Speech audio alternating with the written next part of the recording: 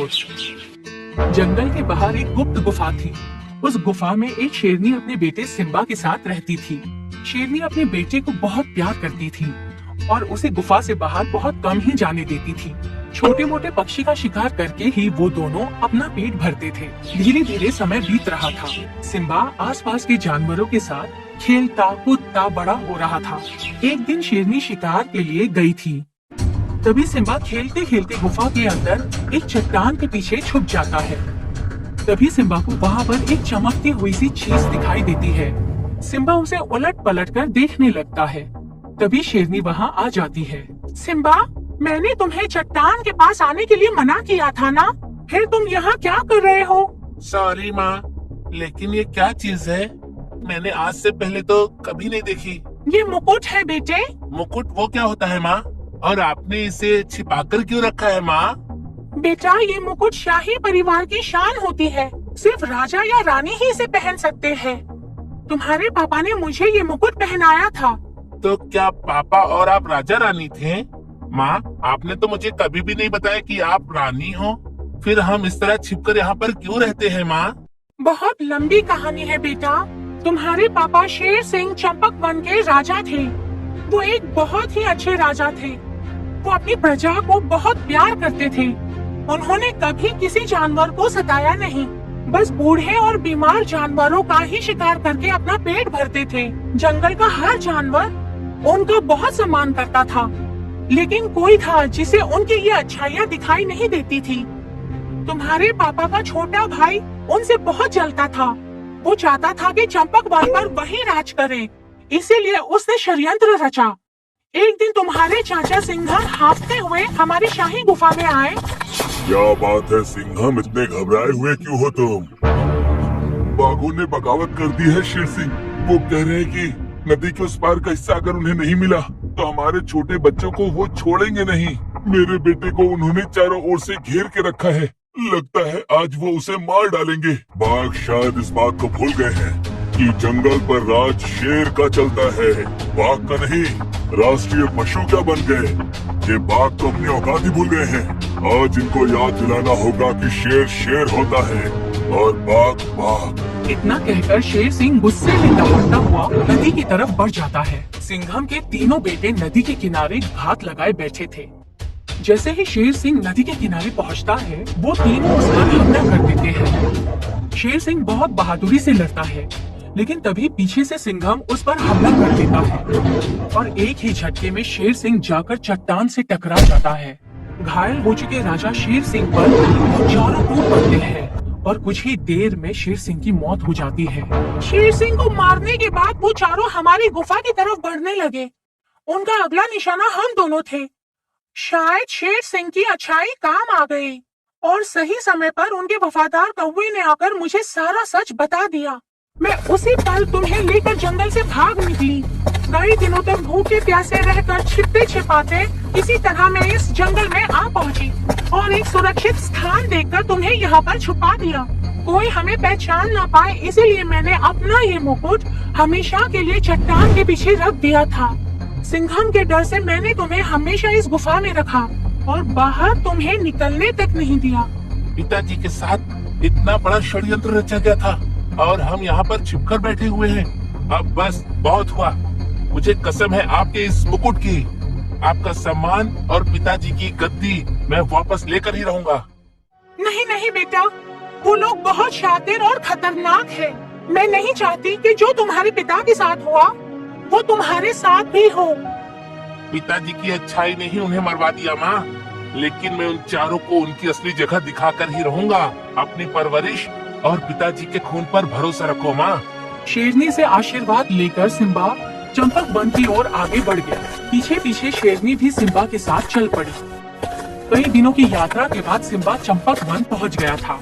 प्यास से उसका गला सूखा जा रहा था। पानी पीने के लिए वो नदी की ओर बढ़ गया। पानी पीते समय उसने देखा कि चाचा सिंघम का बेटा चिंटू शेर गर्भवती हिरनी पर हमला कर रहा है। सिम्बा दहाड़ता हुआ वहां जा पहुंचा और उसने चिंटू शेर को ललकारा। रुक जाओ, ये हिरनी पेट से है, इसे तुम नहीं मार सकते। अपने सामने किसी बाहरी शेर को खड़ा देखकर चिंटू बहुत गुस्से में आ जाता है। कौन है तू? ये मेरा शिकार है, मेरा रास्ता छोड़ दे, नहीं तो तेरा अंजाम बहुत बुरा होगा। ये हिरनी गर्भवती है और जंगल के कानून के हिसाब से गर्भवती जानवर का शिकार नहीं किया जाता है। तू मुझे कानून सिखाएगा? ये जंगल मेरे बाप का है और यहाँ पर जो हमारी मर्जी होती है वही इस जंगल का कानून होता है। चिंटू की बात सुनकर सिम्बा पूरी ताकत लगाकर जोर से दहाड़ा। उसकी दहाड़ सुनकर जंगल के सभी पशु पक्षी अपने अपने घर से निकलकर वहाँ चले आते हैं। शेर सिंह, ये तो शेर सिंह की दहाड़ है। बिल्कुल वही रूप रंग, वही आवाज और सोच भी बिल्कुल हमारे शेर सिंह जैसी। कौन है ये? शेर सिंह को परसों पहले मारा गया था, फिर ये कौन है? सिम्बा, ये हमारा महाराज सिम्बा है। ये जंगल तेरे बाप का है, तो मेरी आवाज से कैसे इस जंगल के सारे जानवर निकल के यहाँ पर आ गए? सिम्बा हूँ मैं, शेर सिंह का बेटा और चंपक वन का इकलौता वारिस सिम्बा। अब ये जंगल और यहाँ की राजगद्दी मेरी है। इतना कहकर सिम्बा चिंटू के ऊपर हमला कर देता है। चिंटू गंभीर रूप से घायल हो जाता है और अपनी जान बचाकर वहाँ से भाग जाता है। मेरे पिताजी के साथ जो अन्याय हुआ है उसका बदला लेने के लिए मैं वापस आ गया हूँ। अब आप सबको घबराने की कोई जरूरत नहीं है। अब से इस जंगल में ऐसा कोई भी कार्य नहीं होगा जो इस जंगल के कानून से विरुद्ध होगा। लेकिन कोई भी लड़ाई हो वो सैनिकों के बिना नहीं जीती जा सकती। तो क्या आप सब लोग मेरा साथ देंगे? बनेंगे मेरी सेना के सिपाही? हमने इतने बरसों में इस दुष्ट राजा के बहुत अत्याचार सहे हैं। इन चारों ने मिलकर हमारे जंगल का सत्यानाश कर दिया। ये जब चाहे जिसका चाहे शिकार कर लेते हैं, जानवरों से मनमाना टैक्स वसूल करते हैं और जब मन चाहता है किसी को भी जंगल से बाहर निकाल देते हैं। पूरे जंगल में हाहाकार मचा हुआ है। हम सब खुशी खुशी आपका साथ देने के लिए तैयार हैं महाराज। लोमड़ी बिल्कुल सही कह रही है। अब इन सारे अत्याचारों से महाराज सिम्बा ही मुक्ति दिला सकते हैं। आज से सिम्बा ही हमारे महाराज हैं। क्यों भाइयों? हाँ, हम आपके साथ हैं महाराज।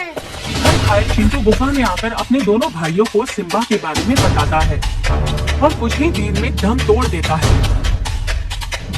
चिंटू की बात सुनकर उसके दोनों भाई सिम्बा से लड़ने के लिए जाते हैं। सोनू और मोनू सिम्बा को ढूंढने के लिए पुरानी गुफा के पास पहुंच जाते हैं। जैसे ही वो दोनों पहाड़ी के पास पहुंचते हैं, चिंटू हाथी अपने सूंड से एक बड़ा सा पेड़ उखाड़कर वापस आने का रास्ता बंद कर देता है। तभी गुफा के अंदर से सिम्बा बाहर आता है। सोनू और मोनू सावधान हो जाते हैं।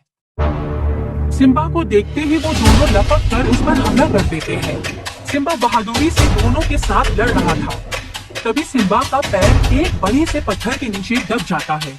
सिम्बा अपनी जगह से हिल नहीं पा रहा था।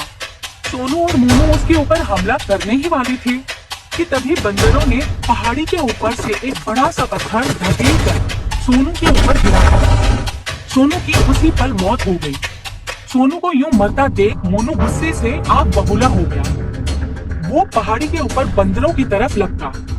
बंदरों की जान खतरे में थी। मोनू लपकते हुए पत्थरों के ऊपर पैर टिकाता हुआ चढ़ रहा था। तभी सिम्बा ने अपनी पूरी ताकत लगाकर एक जोरदार दहाड़ लगाई और उस पत्थर को अपने हाथ से दूर पटक दिया। बंदर की जान बचाने के लिए सिम्बा मोनू के पीछे भागा और एक ऊंची छलांग लगाकर उसने मोनू को पहाड़ के नीचे धकेल दिया। मोनू और सिम्बा फिर से आमने सामने थे। सिम्बा ने अपने खतरनाक पंजे से हमला करके मोनू को और भी घायल कर दिया और उसे पहाड़ी से नीचे ढकेल दिया। अब बस सिंघम को हराना बाकी था। उसके तीनों बेटे रास्ते से हट चुके थे। सिंघम अब बूढ़ा हो चुका था। अपने तीनों बेटों की मौत की खबर सुनकर वो बिल्कुल टूट गया था। फिर भी सिम्बा का सामना करने के लिए वो उसके सामने खड़ा हो गया। पिताजी से तुझे इतना प्यार मिला पर उसके बाद भी तूने उनके साथ गद्दारी की। वैसे तो तू मेरा चाचा है पर मैं आज अपने हाथों से तेरा गला दबाऊंगा। इतना कहकर सिम्बा सिंघम पर हमला कर देता है। कुछ देर लड़ने के बाद सिंघम थक जाता है और तभी सिम्बा के भाग से दूर जाकर गिर जाता है। उसके शरीर से जगह जगह खून बह रहा था। वो अपने पैरों पर खड़ा भी नहीं हो पा रहा था। तभी बाकी के जानवर वहाँ जमा हो जाते हैं। सिम्बा, तुम्हें अपने हाथ इसके गंदे खून से रंगने की जरूरत नहीं है। इस दुष्ट को तो हम सब जानवर मिलकर ही ठिकाने लगा देंगे। आखिर इसने हमारे ऊपर वर्षों तक अत्याचार किया है। आज हमें भी अपना बदला लेने का मौका मिला है। लोमड़ी की बात सुनकर सारे जानवर मिलकर सिंघम के ऊपर टूट पड़ते हैं और उसे मार देते हैं। पूरे जंगल में सिम्बा की जय जयकार के नारे लगने लगते हैं और सिंघम का मुकुट उतार कर सिम्बा को पहना दिया जाता है। तभी शेरनी वहाँ आ जाती है। सिम्बा अपना मुकुट शेरनी के पैरों में ले जाकर रख देता है। माँ, ये मुकुट आपकी अमानत है। मैंने कसम खाई थी कि आपका सम्मान और राज्य मैं आपको वापस दिलवा के ही रहूंगा, और आज मेरी कसम पूरी हो गई माँ। बस अब मुझे कुछ और नहीं चाहिए। सिम्बा की बात सुनकर शेरनी बहुत खुश हो जाती है और पूरे प्रजा के सामने सिम्बा का राज तिलक करके बरसों के बाद अपना शाही मुकुट पहनती है।